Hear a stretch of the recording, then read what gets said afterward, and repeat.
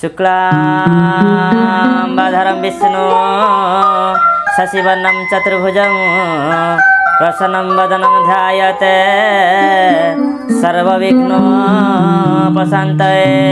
वक्रतुण्ड महाकाय कोटिसूर्यसमप्रभ निर्विघ्नं कुरु मे देव सर्वकार्येषु सर्वदा। मंगलम भगवान विष्णु मंगलम मधुसूदन मंगलम देवकी पुत्रो मंगलम गरुड़ध्वज।